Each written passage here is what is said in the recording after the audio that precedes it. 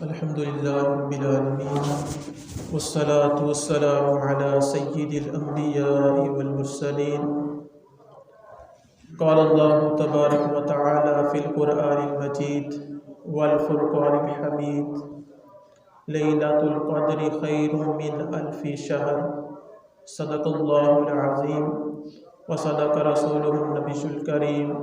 بلغ العلا بكماله كشف الدجى بجماله حسنت جميع خصاله صلوا عليه وآله.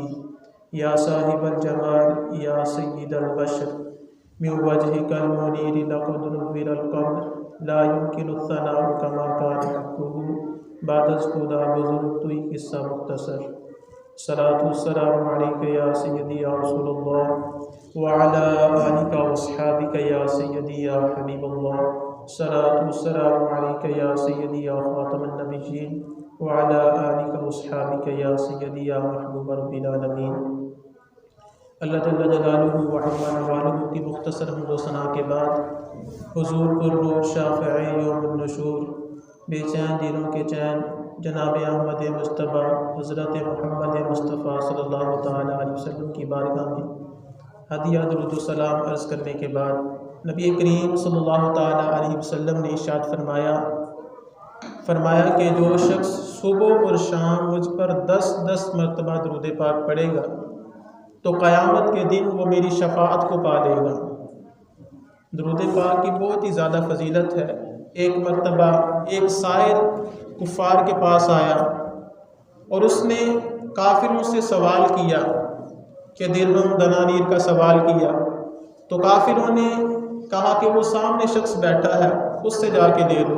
انہوں نے بطور مذاق کہا تو وہ شخص سامنے جو بندہ بیٹھا تھا اس کے پاس آیا اور آ کر کہنے لگا کہ میں سائل ہوں, مجھے کچھ چیز عطا کیجیے. وہ کافر جانتے تھے کہ اس کے پاس ابھی کوئی چیز موجود نہیں تو انہوں نے مذاق کے طور پر اس کی طرف بھیجا تھا. وہ سامنے بیٹھنے والا شخص حضرت علی المرتضیٰ شیخ خدا رضی اللہ تعالیٰ عنہ تھے. تو آپ نے فرمایا کہ اپنا ہاتھ آگے کرو. تو اس نے اس طرح ہاتھ کیا تو آپ نے 10 مرتبہ درود پاک پڑھ کر اس ہاتھ پر پھونک مار دی اور آپ نے کہا کہ جن کافروں نے تمہیں اس طرف بھیجا ہے ان کے سامنے جا کے اس مٹھی کو کھول دو. وہ کافر ہنس رہے تھے کہ خالی پھونک مارنے سے کیا ہوتا ہے. تو جب کافروں کے سامنے اس بیکاری نے اپنی مٹھی کھولی تو اس میں دنانیر تھے. تو وہ دیکھ کے حیران رہ گئے کہ درود پاک کی اس قدر فضیلت ہے. اور آقا کریم صلی اللہ تعالیٰ علیہ وسلم نے ارشاد فرمایا جو سب سے زیادہ درود پڑھے گا قیامت میں میرے وہ اتنا ہی قریب ہوگا. یہ رمضان المبارک کا مہینہ ہے, دوسرا عشرہ اس کا جاری ہے اور اگلے جمعے سے پہلے تیسرا عشرہ شروع ہو جائے گا. اور رمضان المبارک کا آخری عشرہ اس میں اعتکاف کیا جاتا ہے. اعتکاف اس کا قرآن پاک میں بھی ذکر ہے.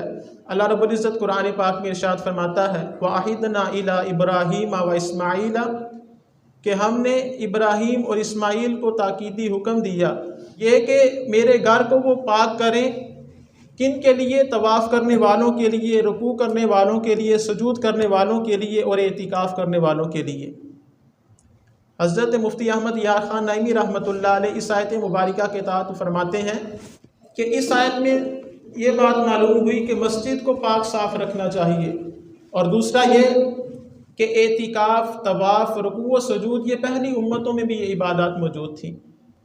اعتکاف رمضان المبارک کے آخری عشرے کا کرنا یہ پیارے آقا صلی اللہ تعالیٰ علیہ وسلم کی سنت مبارکہ ہے. آپ رمضان کے آخری عشرے میں اعتکاف فرماتے اور آپ کی ازواج مطہرات وہ بھی اعتکاف فرماتی. حضرت ام عائشہ صدیقہ رضی اللہ تعالیٰ عنہ بیان فرماتی ہیں کہ نبی پاک صلی اللہ تعالیٰ علیہ وسلم رمضان المبارک کے آخری عشرے کا اعتکاف فرماتے یہاں تک کہ اللہ تعالیٰ نے آپ کو ظاہری وصال عطا فرمائی کہ آپ ہمیشہ ہر رمضان کے آخری عشرے کا اعتکاف فرماتے اور پھر آپ کے بعد آپ کی ازواج مطہرات بھی اعتکاف فرماتی. تو اعتکاف یہ پیارے آقا صلی اللہ تعالیٰ علیہ وسلم کی بڑی ہی پیاری سنت ہے اور اعتکاف کی بہت ساری فضیلتیں ہیں لیکن اعتکاف کی فضیلت کے لیے یہ بات ہی کافی ہے کہ یہ آقا صلی اللہ تعالیٰ علیہ وسلم کی سنت مبارکہ ہے. کیونکہ نبی کریم صلی اللہ تعالیٰ علیہ وسلم کے جو غلام ہیں ان کو حضور کی سنت سے پیار تھا۔ کس قدر پیار تھا؟ حضرت عبداللہ بن عمر رضی اللہ تعالیٰ عنہ یہ اتنے متبع سنت تھے کہ حضور کی سنت پر اس قدر عمل کرنے والے تھے، اگر جب بھی کوئی ان کو سنت معلوم ہو جاتی تو فوری طور پر اس پر عمل کرنے کی کوشش کرتے۔ کہ ایک مرتبہ آپ اونٹنی پر سواری کر رہے تھے، ایک مقام ایسا آیا کہ آپ نے اپنی اونٹنی کو اس مقام پر گھمانا شروع کر دیا۔ لوگ دیکھ کر بڑے تعجب میں مبتلا ہوئے کہ یہ کیا کر رہے ہیں، خالی میدان ہے، ادھر اپنی اونٹنی کو گھما رہے ہیں۔ تو جب پوچھا تو آپ نے بتایا کہ ایک مرتبہ میں نے آقا کریم صلی اللہ تعالیٰ علیہ وسلم کو دیکھا کہ آپ نے اس مقام پر اپنی اونٹنی کو گھمایا تھا، میں حضور کی سنت پر عمل کر رہا ہوں، کسی کی ادا کو ادا کر رہا ہوں، میں تو فرض محبت ادا کر رہا ہوں کہ میں تو حضور کی سنت پر عمل کر رہا ہوں۔ تو اعتکاف کی فضیلت کی یہی کافی ہے کہ پیارے آقا صلی اللہ تعالیٰ علیہ وسلم کی سنت مبارکہ ہے۔ تو اس لیے مسلمان کو چاہیے کہ رمضان المبارک کے آخری عشرے میں اعتکاف کر کے حضور کی سنت پر عمل کرے۔ ہر سال نہیں ہو سکتا تو زندگی میں ایک مرتبہ اعتکاف ضرور کرے کہ حضور کی اس سنت پر بھی عمل پیرا ہو سکے۔ نبی علیہ الصلوۃ والسلام نے اعتکاف کی فضیلت کو بیان کرتے ہوئے آپ نے ارشاد فرمایا کہ جو شخص اللہ رب العزت کی رضا کے لیے، اللہ کی خوشنودی کے لیے صرف ایک دن کا اعتکاف کرتا ہے تو فرمایا اللہ تعالیٰ اس کے اور جہنم کے درمیان 3 خندقیں حائل فرما دے گا۔ اور ان خندقوں کا فاصلہ کتنا ہوگا؟ فرمایا کہ جتنا مشرق اور مغرب کی مسافت ہے، فرمایا اس سے بھی زیادہ فاصلہ ہوگا۔ یہ تو اس شخص کی فضیلت ہے جو رب کی رضا کے لیے، رب کی خوشنودی کے لیے ایک دن کا اعتکاف کرے۔ تو جو رمضان المبارک کے آخری 10 دنوں کا اعتکاف کرے تو اس کی فضیلت کا کیا عالم ہوگا۔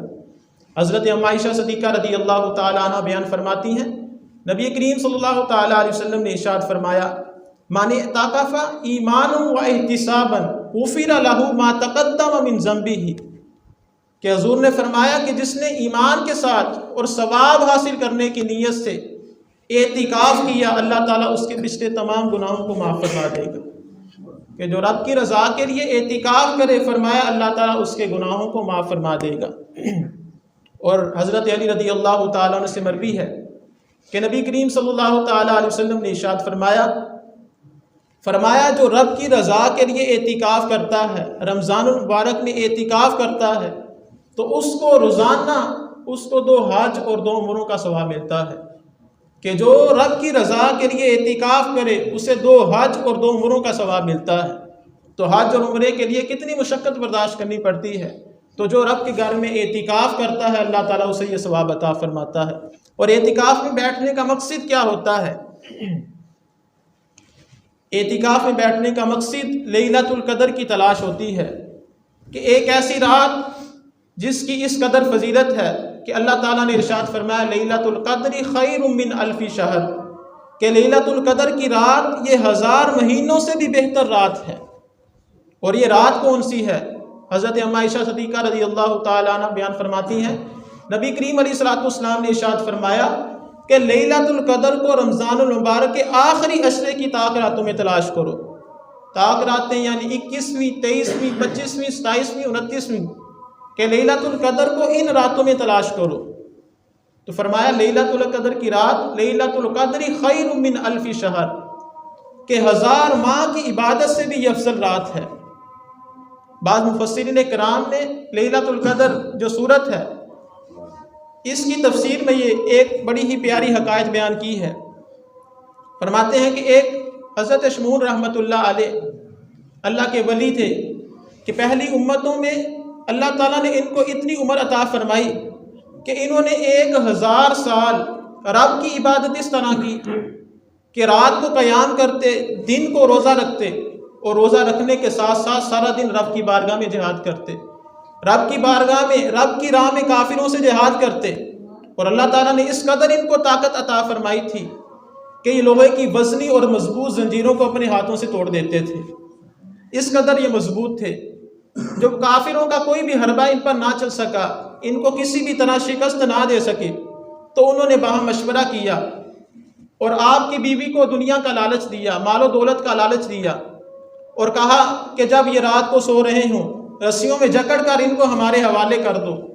تو اس کو دنیا کا لالچ دیا، وہ بے وفا بیوی دنیا کے لالچ میں آ گئی، مال و متاع کی محبت میں آ گئی، وہ اس بات پر رضامند ہوگی۔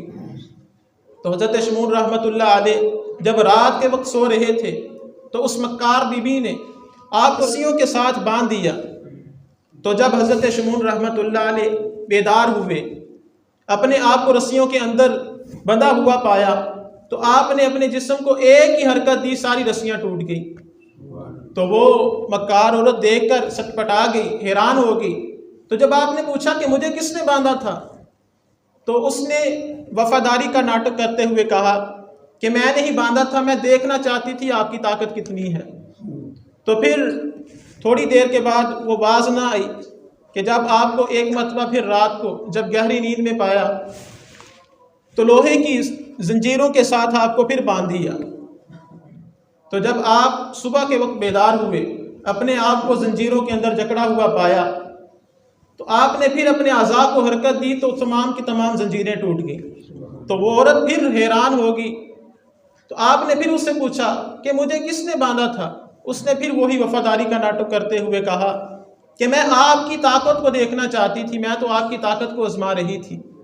تو حضرت شمون رحمۃ اللہ علیہ نے فرمایا کہ اللہ تعالیٰ نے مجھے یہ طاقت عطا فرمائی ہے کہ مجھ پر دنیا کی کوئی بھی چیز اثر نہیں کرتی۔